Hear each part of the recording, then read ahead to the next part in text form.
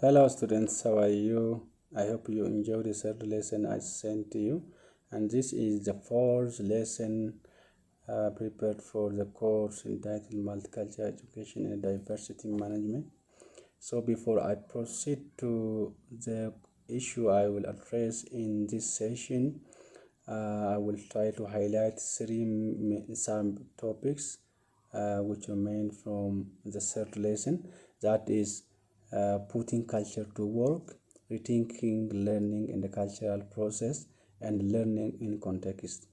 So putting culture to work means it is using the culture or using the cultural identity as a means, as a very important issue concern in teaching learning process, in providing leadership in education setting, in making interaction or facilitating or arranging a school system and a school structure. So unless we make use of the cultural identity in our day-to-day practice, it is impossible to involve all. It's impossible to value the identity of all. It's impossible to help all students to achieve their fullest potential. It is impossible to make all students to learn from each other. And therefore, putting culture to work needs to understand the influence of cultural identity on the way we do, the way we think, and then considering the diversity among our students in terms of their cultural identity in our every practice in a school setting. So the next thing I want to address from the third lesson is rethinking learning and cultural process. So there is a shift in thinking process in today's world, particularly in 21st century. So we need to rethink the concept of learning, and we need to rethink the issue of a cultural process. The way culture transmitted, the way culture understood, should be rethought. So how we rethink it is both learning and the culture process in 21st century share three basic characteristics. The first one is both are dynamic. In the past, we consider, or people consider, culture as everlasting, culture as unchanging. But the current environment tells us that culture can change from time to time. Therefore, it is subject to dynamic. It changes itself from time to time. Learning by itself changes from time to time. So the way students learn in the past and the way students learn in today's classroom is totally different. So we have to think both learning and the cultural process as a dynamic. The second characteristics both concepts share is both them are interactive. Meaning, in the past, learning is considered as an individual activity, as an activity which is performed only by students with the dominance of teachers, and as activities which is very competitive. But in today's environment, due to a democratic ideology, there is a shift in understanding learning as a social activity rather than an individual activity. There are a number of things students learn from their peers, from their classmates, from school environment, from the community as a whole. So unless there's also there is also things students learn from teachers, the teachers' behavior, teachers' practice, and teachers' knowledge and skills. On the other hand, teachers do have also number of things to learn from the students. So the learning process is very interactive. It's social activity which involves teachers, family members, classmates, and the peers as well. When you come to culture as well, culture is also an interactive process. For example, as I try to mention and in the third lesson, in today's global world, globalization make interaction beyond the national boundary. As a result, there is interaction, global interaction among the communities, among the world community. So through this interaction, there are a number of change happen to the cultural identity of individuals, the cultural process of a certain group of society. Therefore, we have to consider culture as an interactive process rather than the issue that we attach to particular society in independent of other society. So no society can live alone, and no society can be detached from other world society. So this is why we say culture is interactive. The third common characteristics both terms share is both term or both learning and culture process is progressive. Meaning, learning is progressive, learning continues, learning never stops. Learning starts from the very beginning of our our emergence to this world, and it continues to the days. Therefore, we will have a number of things to learn from the environment we live in. As we come across new environment, we also come across new learning. Culture is also progressive. Cultural continuity, cultural change, creation of culture continues from time to time because of different improvement in technology, in the nature of the society. The culture improves itself, fits itself to the existing environment. Therefore, culture is progressive as well as learning is progressive. So we have to think this concept in this way. In the past, these two concepts were not considered or conceptualized as the way I told you right now. So that is why we say we have to rethink both concepts in new ways. The other thing is how in putting culture to work, you have to, it is important to consider 5 things. The first one is one have to understand learning happens both inside the school and outside the school. We should not think learning as activity which is attached only to the classroom, to the school setting. Students have many things to learn from the outside. So in order to make culture to work, we have to equally value the culture inside the school and outside the school. We have to understand the effect of the culture inside the school and outside the school on student achievement. This is one thing. The next thing is to understand cultural view. There are a number of cultural views. For example, as I try to mention in the third lesson, there are notions attached to a particular group of society culturally, which are not natural but culturally attached to different groups. So these notions have their own implication, their own effect on student learning. So as educators, it is important to know cultural views. There are a number of cultural views. We have to understand there are multiple cultural views. This is the second things to understand to put culture to work.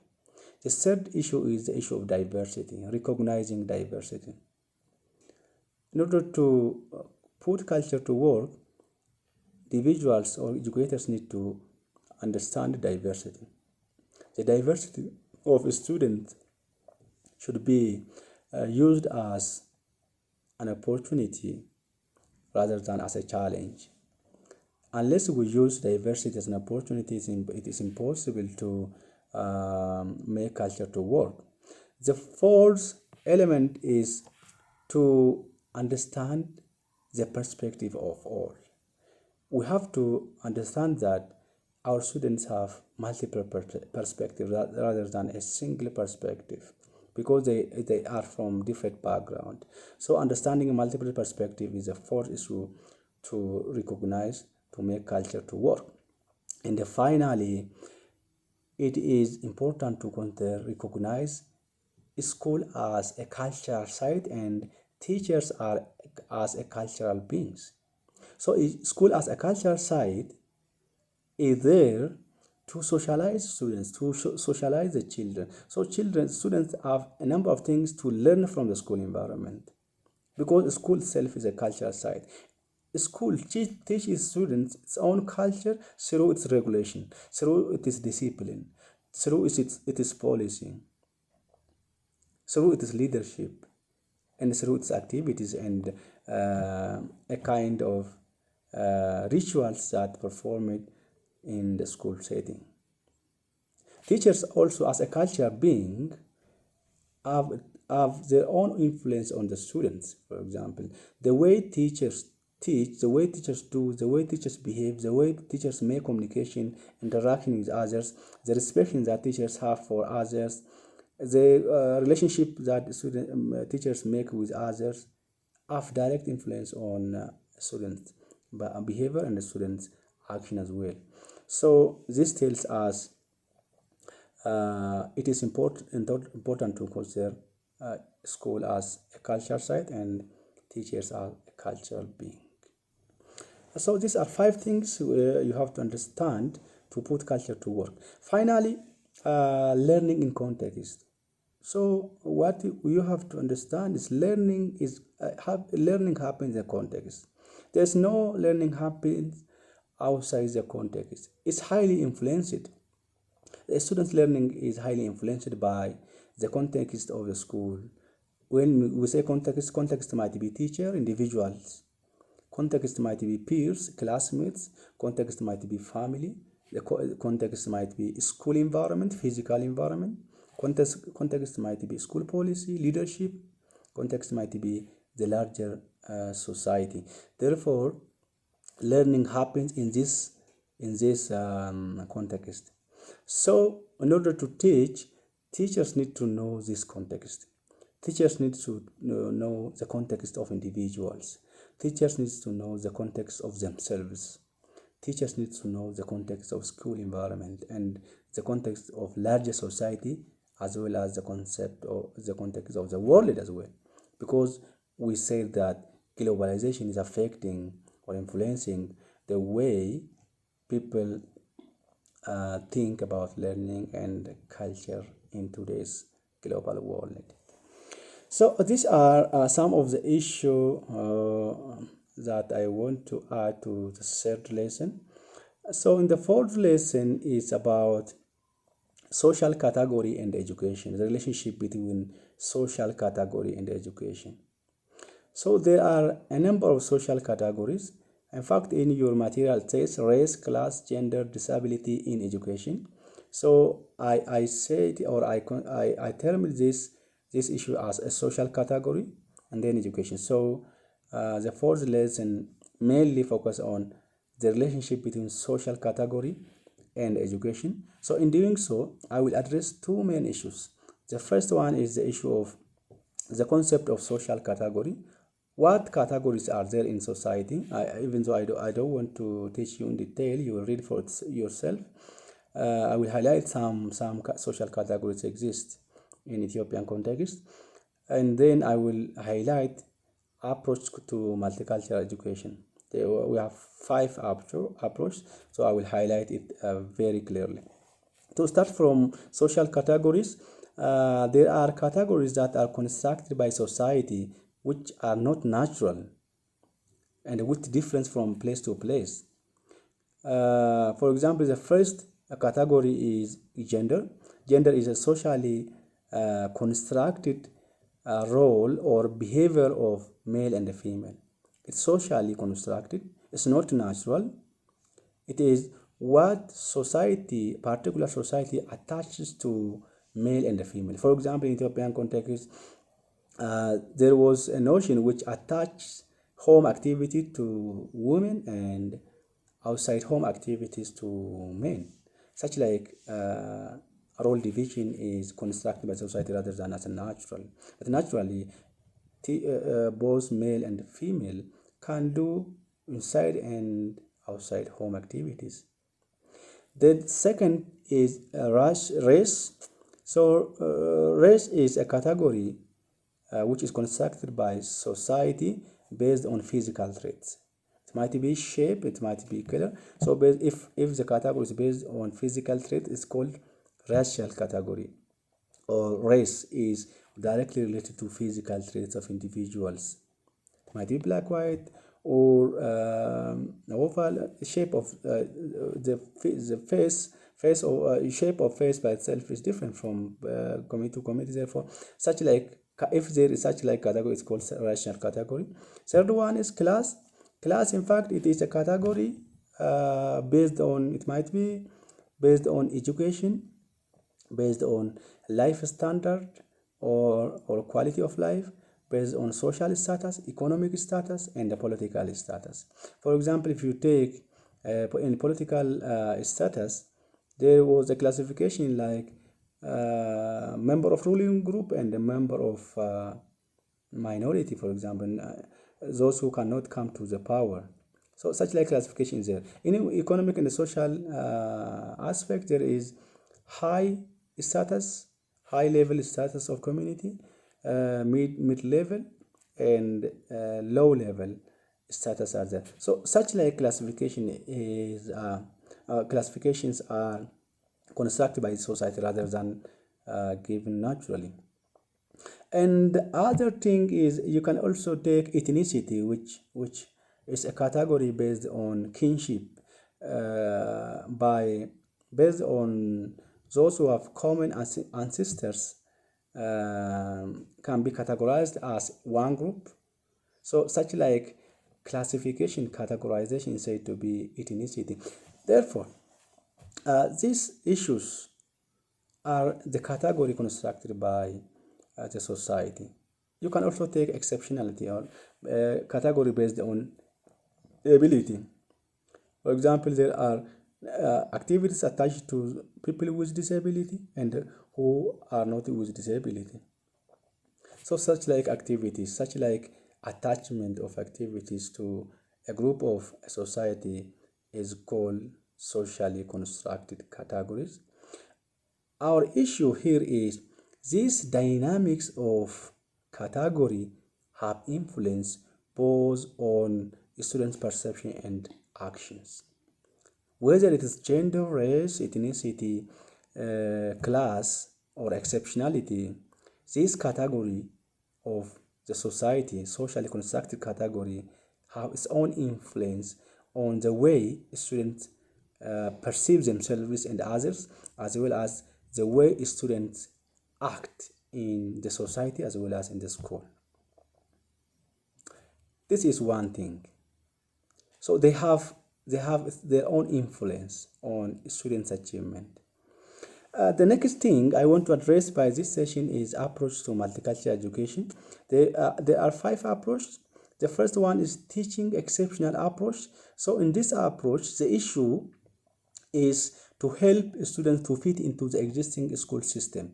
If our issue is to help students or to help individuals, groups of the society to fit themselves into the existing social system, in our case, to help students to fit themselves into existing school system without changing the school structure is called teaching exceptional approach.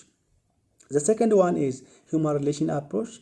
Here, the issue of if the concept or if our interest is to promote the feeling of unity, the feeling of acceptance, the feeling of tolerance among the students. If our intention is to make students to learn from each other, to learn students to learn together, the approach that we use is called human relation approach. The third one is single group study approach. This is an approach which focuses on raising the status of or examining the status of a particular group of society. For example, if you take the movement of feminism movement and black people movement, they are focused on particular groups. For example, feminist movement focus on women, whereas black people movement focus on black people. So if our aim is to aware those not aware, in fact, to examine the social status, the status that a group of society have, and to help them to ask for their rights, for their status, that is called a single group study approach.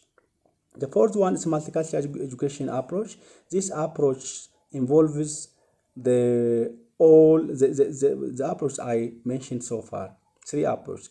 If it's not important to focus only on a group or on helping students to fit into the existing structure, but multicultural education approach use all approach. It is an approach which helps to promote education for plurality. If our intention is to promote education for plurality, the approach is called the multicultural education approach. The education for plurality, for diversity, you can say multicultural education approach. The final is social justice approach. It says so. Social justice approach is an approach which focuses on raising the conscience of those discriminated, raising the conscience of minority group, raising the conscience of dominated group, so that they are considered in the society and follow with an action to raise to make them equal with existing social status. So the main idea behind social justice approach is just considering or promoting education for plurality is not only enough, but it is important to follow with action. For example, if you take the example of Paulo Freire in Brazil, it says he classified society into three. Critical society is there, naive and the magic society is there. So education have to raise the critical conscience of individuals so that they can ask for their problem, so that they can ask for their status, so that they take action to solve their own problems, so that they effect actions to solve their own problems.